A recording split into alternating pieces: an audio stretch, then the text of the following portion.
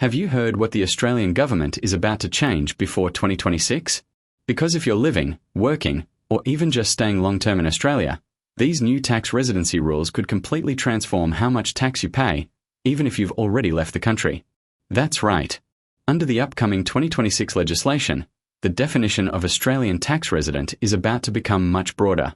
Meaning, you could be taxed by the ATO even while living overseas, just because you spent 45 days in Australia within a year, kept a house here, or still have your family living in the country.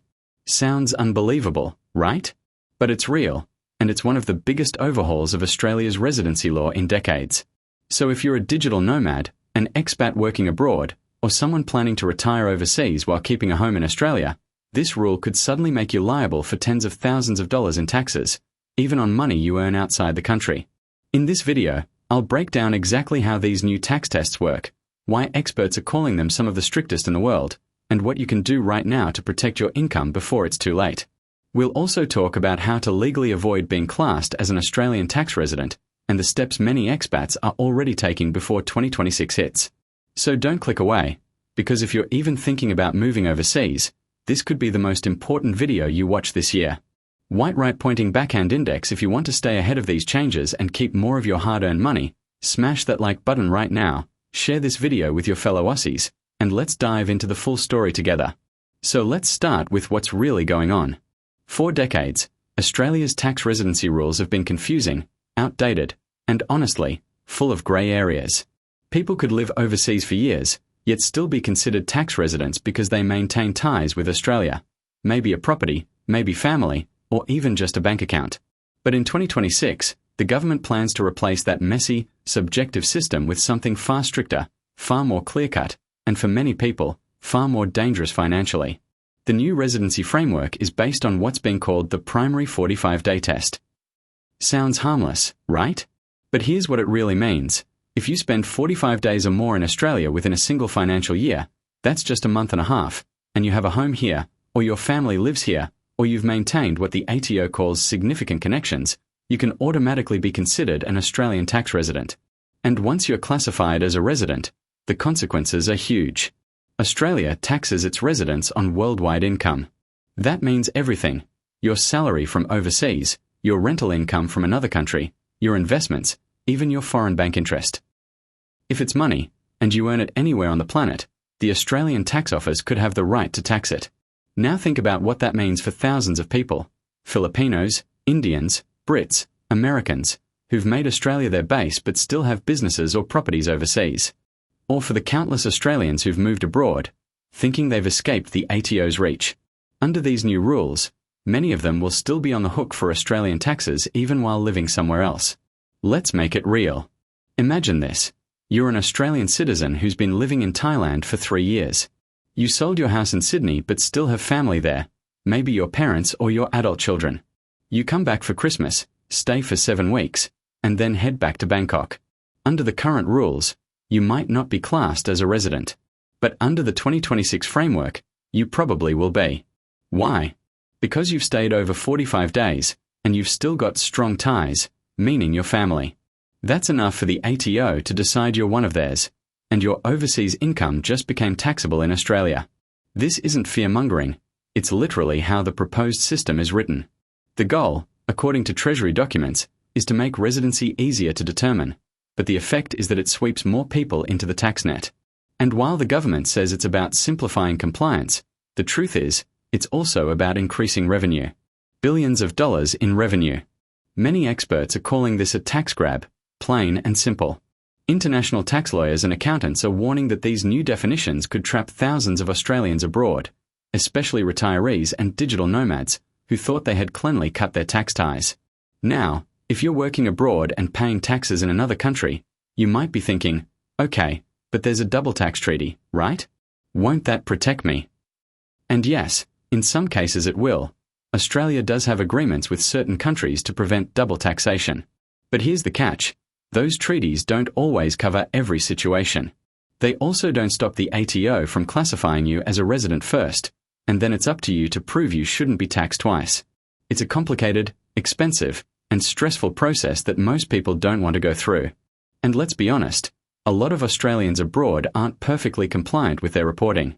Maybe you've been out of the country for years, you've stopped filing returns, you thought, I'm gone, it doesn't matter. Well, if you get pulled back into residency under the new law, suddenly the ATO could have grounds to ask about those unreported years. Back taxes, penalties, interest. You see where this is going. What's even trickier is that the 45-day rule isn't the only part of the test. There's also what's being described as a secondary test that looks at your personal and economic ties. Things like whether you own property here, where your superannuation is, whether you maintain an Australian bank account, or even where your spouse and children live. And if you tick enough of those boxes, it doesn't matter if you only stayed for 2 weeks, the ATO could still argue you're a resident. This is why tax experts are sounding the alarm now, even though it's still 2025. Because once the rule kicks in, expected sometime in early 2026, it's going to be a lot harder to adjust your circumstances. That's why people are saying, if you're planning to move overseas permanently, do it now. Cut ties properly. Close the loop legally. But what does that even mean, cut ties properly? It means you can't just hop on a flight and say, okay, I live abroad now. The ATO looks at everything. Your home, your assets, your family, your bank accounts, even your pattern of travel. If you still maintain a base here, they'll argue you haven't really left. And that's the scary part, because the ATO doesn't care where you feel you live, they care what your data says. Every bank transfer, every flight record, every tax form, they all build a picture of where your life is centered. And with international data sharing agreements between countries, there's less and less you can hide. So yes, leave Australia before 2026 might sound dramatic, but it's not just clickbait. It's a warning. If you've been planning to move overseas, now's the time to start structuring it properly. Because once the new rules take effect, your window to make a clean break could close fast. Now, let's talk about why this is all happening. The government's argument is that the current residency test is outdated and too hard to enforce. It relies on subjective terms like domicile and permanent place of abode, which often end up in court. So, they say, simplifying it to a clear day count system will make compliance easier. On paper, that makes sense. But in practice, it means thousands more people, including temporary workers, remote employees, and former residents, will be forced into Australia's tax net. And this isn't just about Australians leaving. It also affects people coming in. Foreigners who move to Australia, even temporarily, could find themselves paying taxes on income earned overseas if they spend more than 6 months here and have family or assets in the country. That's why financial advisors are calling this one of the most aggressive residency models in the world. So what can you do right now? First, understand your current tax status. If you're living overseas but still have ties to Australia, talk to a professional before 2026. If you're still here and planning to move abroad, consider whether you'll meet the non-resident criteria under the new rules. The earlier you plan, the more flexibility you'll have.